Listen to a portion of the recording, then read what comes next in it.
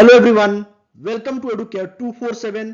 हम current affairs पे एक नई सीरीज शुरू कर रहे हैं जिसमें finance, economy and social issues के करंट अफेयर्स एमसीक्यूज फॉर्म में कवर किया जाएगा। इस सीरीज में economic times, the Hindu, Indian express, PIB और रेगुलेटरी बॉडी सर्कुलर्स को कवर किया जाएगा। यह सीरीज आपके रेगुलेटरी बॉडी एग्जाम के लिए काफी इंपॉर्टेंट है। इन एग्जाम्स में करंट अफेयर्स रिलेटेड जो भी क्वेश्चंस आते हैं उसको आप इस सीरीज की मदद से काफी आसानी से सॉल्व कर सकते हैं। The first question is insurance regulatory and development authority of India IRDAI has approved the setting up of Bima Sugam which is related to which of the following. Answer है ऑनलाइन इंश्योरेंस मार्केट प्लेस। अभी IRDAI ने approve किया है बीमा सुगम को setup करने का। ये एक ऑनलाइन इंश्योरेंस मार्केट प्लेस होगा, लाइक एन ई कॉमर्स, जहां बायर्स, सेलर्स इंश्योरेंस पॉलिसी की सर्विसिंग और क्लेम सेटलमेंट हैंडल किया जाएगा। यहां उन कंपनीज को ऑनबोर्ड किया जाएगा जो life and non life insurance product में डील करते हैं। इस पोर्टल की मदद से लोगों को आसानी से इंश्योरेंस खरीदने और उसकी सर्विसिंग की सर्विसेज दी जाएगी। इस पोर्टल में गवर्नमेंट डेटाबेस, इंश्योरर्स, इंटरमीडियरीज और इंश्योरेंस रिपोजिटरीज को इंटीग्रेट किया जाएगा। एक ही जगह आपको सब कुछ मिल जाएगा और लोगों को आसानी से इंश्योरेंस क्लेम एंड सर्विसिंग मिल पाएगी। यह इसका मेन मकसद है। यह कस्टमर्स को उनके डेटा के अकॉर्डिंग उन्हें राइट इंश्योरेंस प्रोडक्ट दिखाएगा। तो यह भी काफी इंपॉर्टेंट है। यह AI बेस्ड सिस्टम होगा जिसमें आपको आपके नीड के अकॉर्डिंग आपको इंश्योरेंस दिखाया जाएगा। तो यह काफी इंपॉर्टेंट सवाल हो सकता है आपके रेगुलेटरी बॉडी एग्जाम्स के लिए। अगर आप सेबी ग्रेडेड 2024 की तैयारी कर रहे हैं तो एडुकेयर 247 की वेबसाइट से आप पेपर 2 के लिए MCQ कोर्स सब्सक्राइब कर सकते हैं। इस कोर्स में कंप्लीट पेपर 2 का सिलेबस टॉपिक वाइज कवर किया गया है और ये सिलेबस MCQ फॉर्म में कवर है। MCQ के साथ डिटेल्ड एक्सप्लेनेशन है।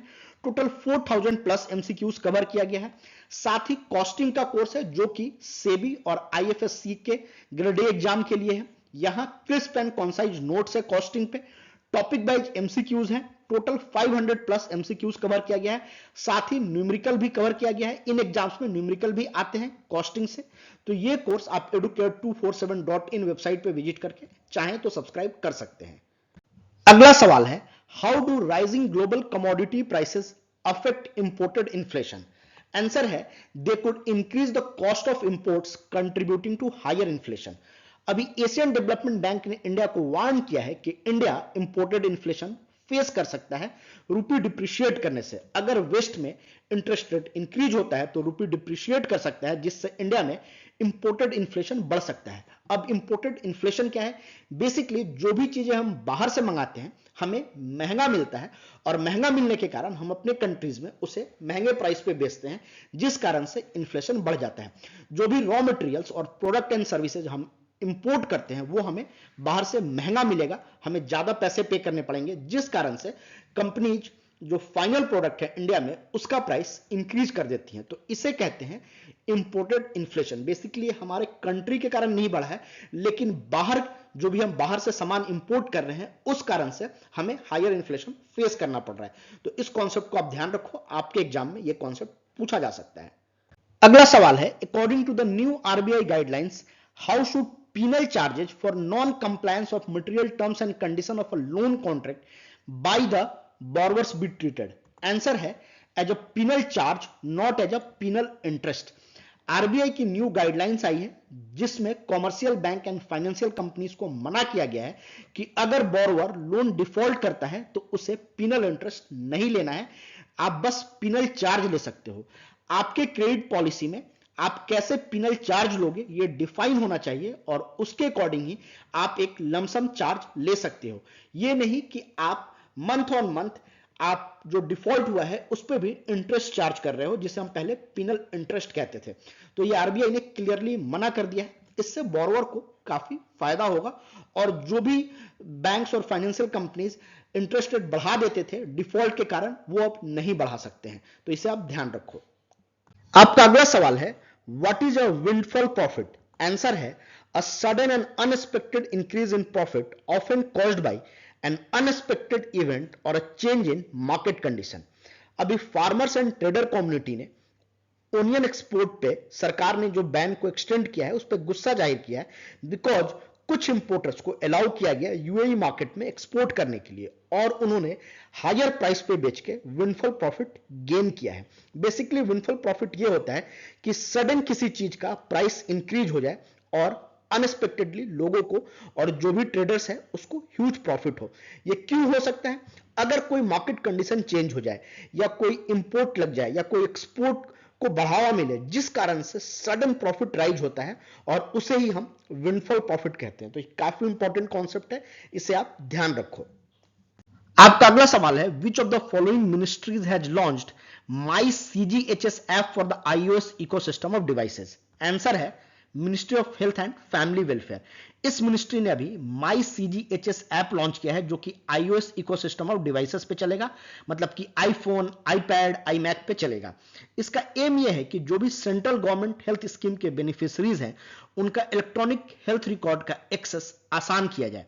इसे डेवलप किया गया है national informatics centre Himachal Pradesh और NIC हेल्थ टीम के द्वारा। तो ये आप ध्यान रखना, इससे रिलेटेड सवाल पूछा जा सकता है। इसका फंडामेंटल एम ये है कि इंफॉर्मेशन की एक्सेसिबिलिटी आसान की जाए। तो ये भी काफी इंपॉर्टेंट पॉइंट है, ये सारे पॉइंट में क्वेश्चंस आ सकते हैं। आपका अगला सवाल है what is the primary goal of longevity India initiative launched by IISc? इसका आंसर है to promote healthy ageing by researching challenges associated with growing older. सबसे पहला सवाल इसमें पूछा जा सकता है कि लॉन्जेविटी इंडिया इनिशिएटिव किसने लॉन्च किया है? तो आप ये ध्यान रखना IISc के द्वारा लॉन्च किया गया है। इसका सिंपल सा एम है हमारा पॉपुलेशन धीरे धीरे एज्ड होगा, हम ओल्डर होते जाएंगे, तो उसके बहुत सारे चैलेंजेस आते हैं ग्रोइंग ओल्डर्स के, तो उसके बारे में रिसर्च को प्रमोट किया जाए और जो भी हमारा ओल्डर पॉपुलेशन है उनकी एजिंग हेल्दी हो। इसके लिए रिसर्च पे फोकस किया जाएगा, जो एल्डरली डिजीज है उस पर फोकस किया जाएगा, उसको कैसे अर्ली डिटेक्ट किया जा सके, साथ ही साथ न्यू टेक्नोलॉजीज को भी डेवलप किया जाएगा ताकि हम एजिंग को डील कर सके। तो ये काफी इंपॉर्टेंट सवाल बन सकता है आपके एग्जाम के लिए। आपका अगला सवाल है what type of investment vehicle is the national investment and infrastructure fund registered as with the securities and exchange board of India? Answer है अल्टरनेट इन्वेस्टमेंट फंड। अभी हाल ही में NIF ने $200 मिलियन इन्वेस्ट किया है आई बस नेटवर्क एंड इंफ्रास्ट्रक्चर में, जो कि कनेक्टिविटी टेक्नोलॉजी फर्म है और ये इंडिया के डिजिटल इंफ्रास्ट्रक्चर को ग्रो करने में हेल्प करेगी। तो ये आप ध्यान रखना। NIF एक फंड मैनेजर है जिसे 2015 में स्टार्ट किया गया था और यह इंडिया का पहला सोवरेन वेल्थ फंड है। इसमें गवर्नमेंट ऑफ इंडिया इंटरनेशनल और नेशनल इन्वेस्टर्स को मैंडेट करती है कि वो इक्विटी इन्वेस्टमेंट करें डोमेस्टिक इंफ्रास्ट्रक्चर के डेवलपमेंट के लिए। NIF सेबी के पास अल्टरनेट इन्वेस्टमेंट फंड की तरह रजिस्टर्ड है। तो इन सारे पॉइंट से सवाल बन सकते हैं, आप ध्यान रखना। आपका अगला सवाल है व्हाट इज श्रिंकफ्लेशन? आंसर है a reduction in product size while maintaining the same price. होता क्या है कि कभी कभी रॉ मटेरियल का प्राइस बढ़ जाता है तो FMCG कंपनीज जो भी प्रोडक्ट होता है उसका कॉस्ट इंक्रीज नहीं करती हैं, साइज छोटा कर देती हैं और प्राइस सेम मेंटेन करती हैं कि कस्टमर को लगे कि सेम प्राइस पे हमें मिल रहा है, अदरवाइज उनका सेल काफी गिर जाएगा। ये एक तरह का हिडन इन्फ्लेशन है। बेसिकली इसमें जो ओवरऑल प्राइस होता है वो सेम होता है, बट जो पर यूनिट या पर वॉल्यूम प्राइस होता है वो इंक्रीज हो जाता है। तो ये ट्रिक है कस्टमर को गिमिक करने का और उन्हें सामान खरीदने के लिए मोटिवेट करने का। तो इसे आप ध्यान रखें। आपका अगला सवाल है which Indian company has taken over the operation of Sittwe port? Answer है India ports global limited. Ministry of external affair ने अभी इंडिया पोर्ट्स ग्लोबल लिमिटेड का प्रपोजल अप्रूव कर दिया है सितवे पोर्ट को टेक ओवर करने का। यह पोर्ट म्यांमार के कलादन रिवर पे है। यह सेकेंड ओवरसीज पोर्ट होगा जिसे इंडिया टेक ओवर कर रहा है। इसके पहले हमने छाबहार पोर्ट जो कि ईरान में है उसे हम टेक ओवर कर चुके हैं। ये जो कंपनी है इंडिया पोर्ट ग्लोबल लिमिटेड, ये ministry of port shipping and waterways के द्वारा 100% ओन की जाती है। सितवे पोर्ट म्यांमार के रखाइन स्टेट में है और ये Kaladan multi modal transit transport project का पार्ट है। तो इसे भी आप ध्यान रखो, इससे सवाल आ सकता है। इससे होगा क्या कि इंडिया का जो सिलीगुड़ी कॉरिडोर पर डिपेंडेंसी है वो कम हो जाएगा और डायरेक्टली हम म्यांमार के थ्रू नॉर्थ ईस्ट स्टेट में पहुंच पाएंगे। जो भी विशाखापत्तनम या कोलकाता से शिपमेंट जाता है हमें ऊपर से नहीं जाना पड़ेगा, हम आसानी से इस रास्ते से जा सकते हैं और नॉर्थ ईस्ट स्टेट को कवर कर सकते हैं। आपका अगला सवाल है which section of companies act 2013 outlines penalties for companies making political contributions in contravention of regulations? Answer है सेक्शन 182। अभी हाल ही में SBI ने जो इलेक्ट्रल बॉन्ड का डेटा रिलीज किया है उसमें पाया गया है कि कंपनी जो कि 3 साल से कम पुरानी थी उन्होंने भी पॉलिटिकल पार्टीज को डोनेशन दिया है, जबकि रूल यह कहता है कंपनीज एक्ट का कि जो भी कंपनीज 3 साल से कम पुरानी हैं वो पॉलिटिकल कंट्रीब्यूशन नहीं कर सकती हैं, ताकि सेल कंपनीज को पॉलिटिकल पार्टी के लिए डोनेट करने के लिए प्रिवेंट किया जा सके। तो ये काफी इंपॉर्टेंट है, इसे ध्यान रखना। 2017 में कंपनीज एक्ट में एमेंड किया गया था, जिसमें से जो भी पार्टीज पे कैप थी कंट्रीब्यूशन की उसे हटा दिया गया था, बट ये जो 3 साल वाला प्रोविजन था उसे एज इट इज रखा गया था। तो इसे आप ध्यान रखना। और ये जो सेक्शन 182 है कंपनीज एक्ट का, ये बेसिकली डील करता है कि जो भी ऐसा कंपनी कर रही है उस पर क्या पेनाल्टीज लगाई जा सकती है और कैसे उनसे डील किया जा सकता है। तो ये काफी इंपॉर्टेंट सवाल हो सकता है, बिकॉज अभी इलेक्शन ईयर है और अभी एसबीआई ने इलेक्टोरल बॉन्ड का डेटा भी रिलीज किया है। होप आपको ये वीडियो अच्छा लगा तो इस चैनल को सब्सक्राइब करें और अपने दोस्तों के साथ इस वीडियो को जरूर शेयर करें। Thank you and happy learning.